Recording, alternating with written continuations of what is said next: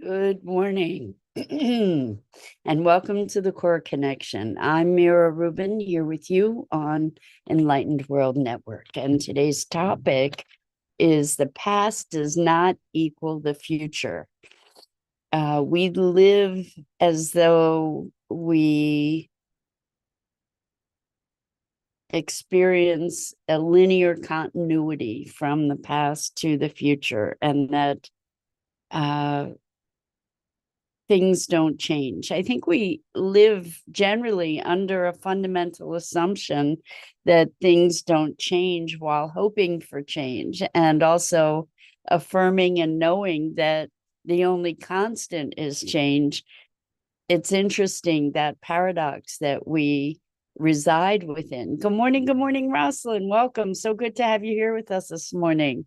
And welcome to everybody else who's joining us. So today, we're going to be talking about change and how the past does not equal the future. And while we go forward hoping for change, but thinking that things are going to remain the same, indeed, we can bring about pretty dramatic change and transformation. And anyway, it should be fun. But before we get started, let's take a minute or two to get present. Let's take a deep breath in through your nose and hold it. And imagine clean, crisp oxygen flooding your lungs, flowing into your bloodstream, nourishing all your cells, all your organs, bringing vital life energy to your body and being. And as you exhale any tension, stress, negativity, fatigue. And now let's take another deep breath in through your nose and hold it.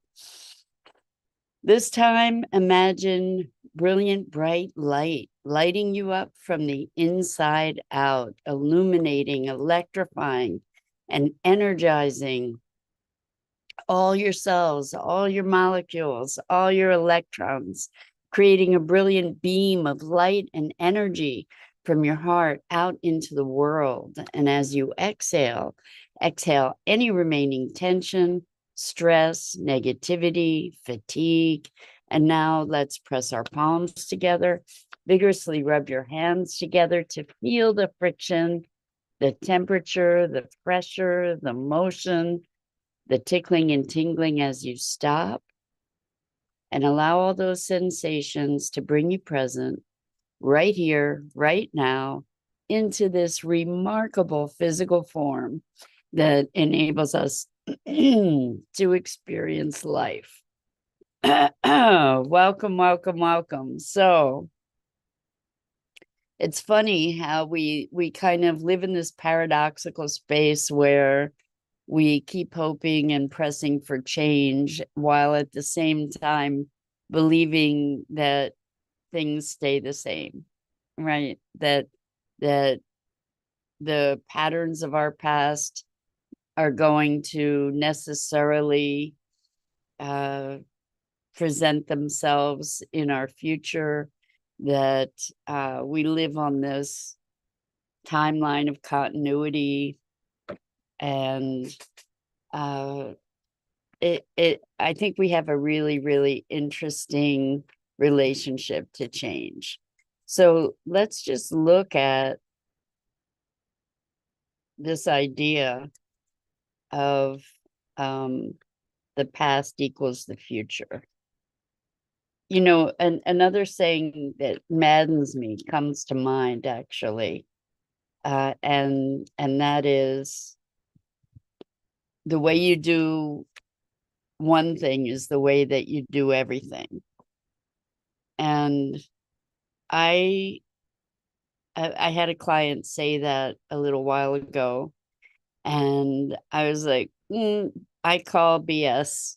And they were like, whoa, why do you say that?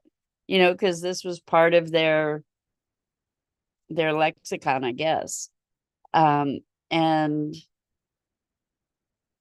I gave them an example from their lives. They're a creative person, and also they have certain things that they get kind of um, kind of obsessive about, or nervous, anxious about.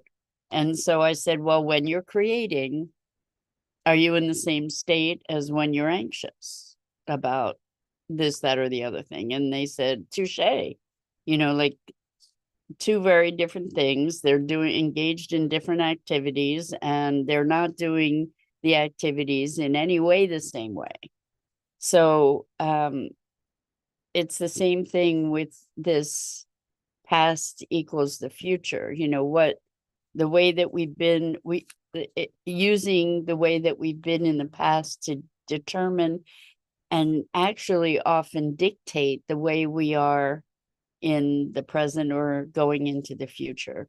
And what so many of us do is we take our past from behind us and we put it squarely in front of us to then walk into, to thereby recreate the patterns of the past. But the question is, do we really need to do that?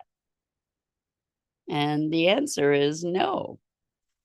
Once we recognize these patterns, once we can clear and purge ourselves and free ourselves from these patterns. It doesn't mean that it doesn't take work. It doesn't mean that it's going to be easy. It doesn't mean that it's going to be comfortable.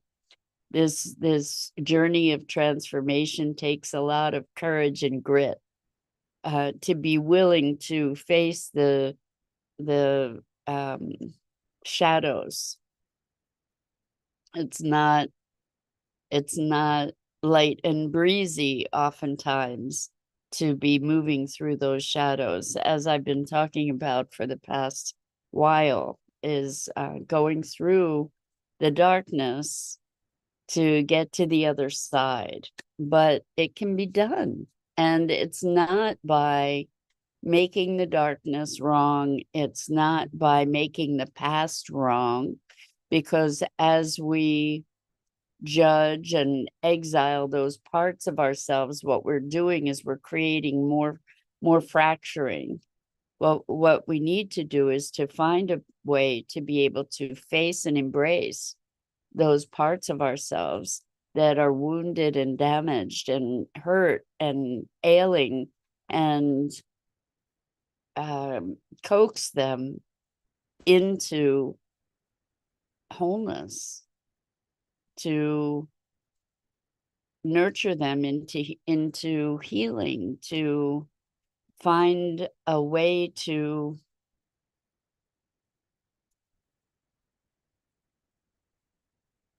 integrate and metabolize and embody the completion of whatever those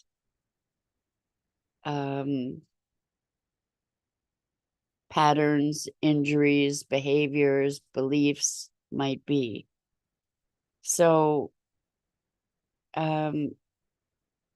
we can create a future that's generative rather than reiterative, rather than something that is just repeating the patterns that we've lived in. And the tool to be able to do that, or the path to be able to do that, is waking up, is awareness, is recognizing. I guess they say you need to recognize, the first step to healing is recognizing that there's an issue to heal, or complete, or dissolve, or whatever we transmute, whatever we want to call this process of transformation. That we need to be able to recognize it, to become alert to it, to then address it.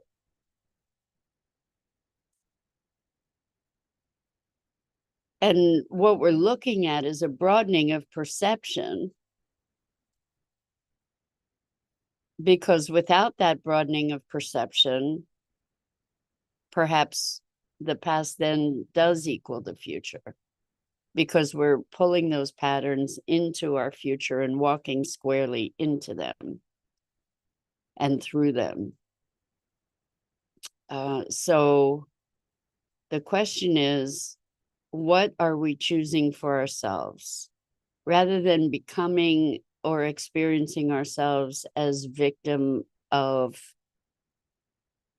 things beyond our control or beyond our scope of influence, perhaps when we recognize that we create our experience, this is a biggie, because oftentimes when we look at creating our experience, we start feeling a sense of guilt, shame, or blame because we don't know how we're creating our experience. So we feel at the effect of it.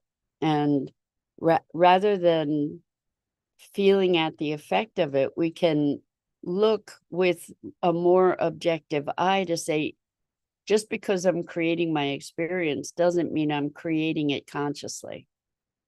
And there may be patterns at work that I'm unaware of. And again, bringing these patterns to our awareness, recognizing, reflecting upon our self, our sense of being, looking at our lives, noticing repeating patterns, finding ourselves, like taking responsibility, owning. I don't know necessarily why this is happening or why somehow I keep creating this or how, but I'm gonna generate some curiosity and explore it. Like, how is it? What's going on that this same thing keeps happening? To be looking at ourselves, our way of being, our ways of thinking, with an inquiring, and I want to say objective, but I don't know that that's even possible, but with an inquiring eye, can yield lots of really valuable information, can open the door to lots of insights that, if we were not compassionate in this inquiry, might be accompanied by pretty severe judgment. You know, like we have all these ideas about how we should be, how we should behave, how other people should behave. And in looking at our own behavior without that compassionate curiosity, we might be inclined to be extremely judgmental about our own behavior, which becomes an impediment to actually being willing to see what's there. So it makes it harder to face it, to address it, because we want to deny it, we want to push it away. And being willing to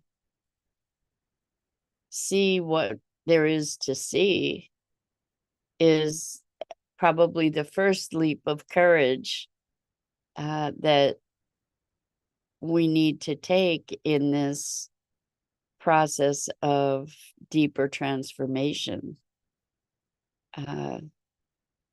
So there are a couple things that I talk about a lot.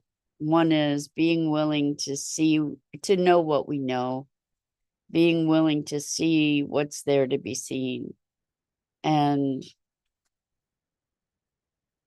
it can be very confronting to look at ourselves with, I'm going to use this word, critical, but not judgmental eye. Critical meaning like critiquing or recognizing what's there. Discerning is a better word actually than critical. To look at ourselves with a discerning eye. And we often have these judgments. We don't like what we see, so we ignore it, or we bury it, or we pretend it doesn't exist, or we make ourselves wrong and bad. And all those behaviors contribute to ensuring that the past does become the future. I don't know about you, but I have a growing commitment to living into the future rather than out of the past, and to exploring what that looks like, because that's where our greatest potential is.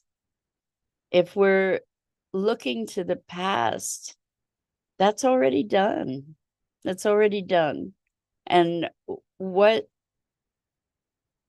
we judge what's possible based on the past, or judge what's possible based on the ideas that we're projecting into the future, we're constraining our potentials to our known universe and our known conceptualization.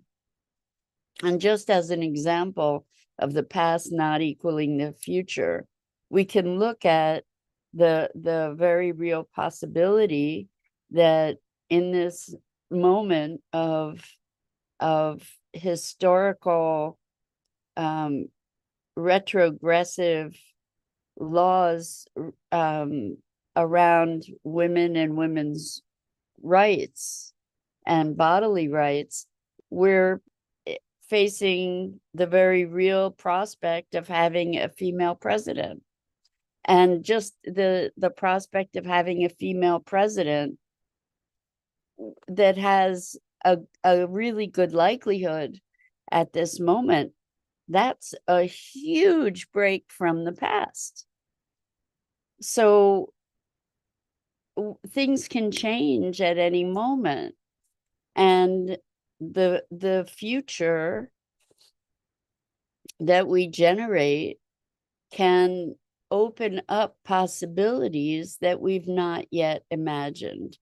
And I guess what we're having here is a conversation based on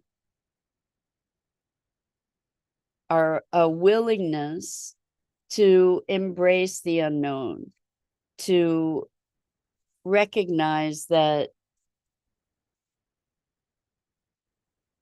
we don't have to keep creating the same patterns of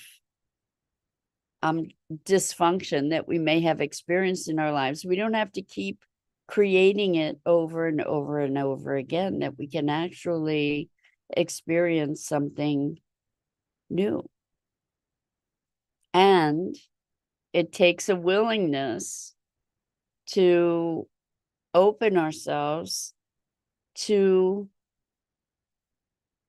the unknown. And we can meet the unknown with anxiety,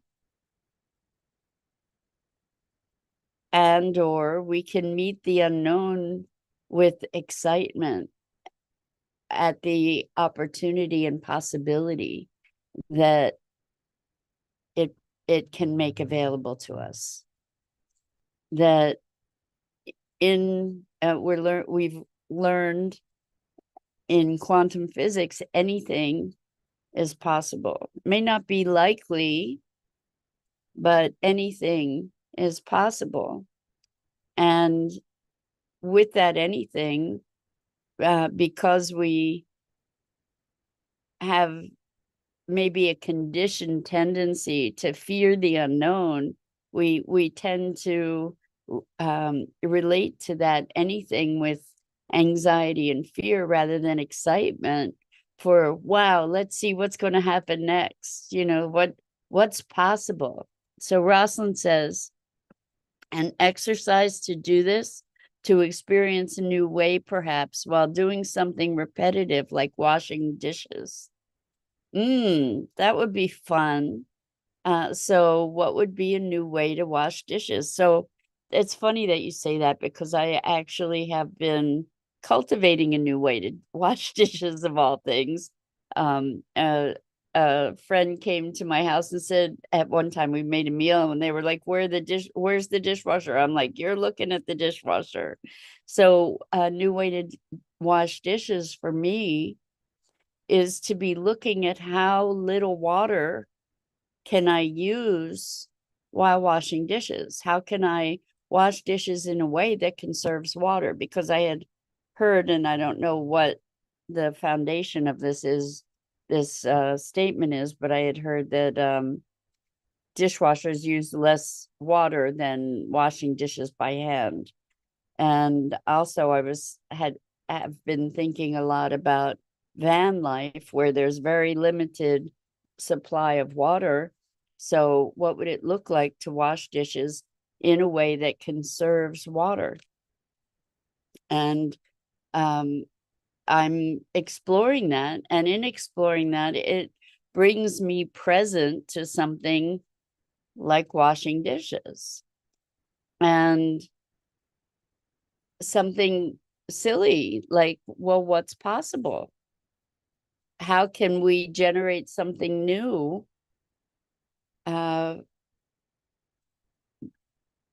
Interestingly, through limitation.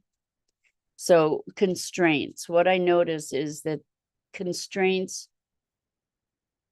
are often the seed of creativity. And when we put a certain constraint, like when we're doing art sorts of endeavors, creative endeavors, when we give ourselves a constraint, that opens up all kinds of possibilities. When we don't have a constraint, it can be intimidating and sometimes paralyzing. So maybe we'll talk about constraints as a path to freedom or something sometime soon. But let's leave it at that for today. I'm Mira Rubin. This is the Core Connection, and I go live here each weekday morning at 9 a.m. Eastern on the Enlightened World Network Facebook page and YouTube channel. And I invite you to like, follow, and share Enlightened World Network and me. And the links are in the description. And as always, it's really uplifting and a gift to be able to share these ideas, conversations, musings about being human and the human condition. And I'm just so grateful. So until next time.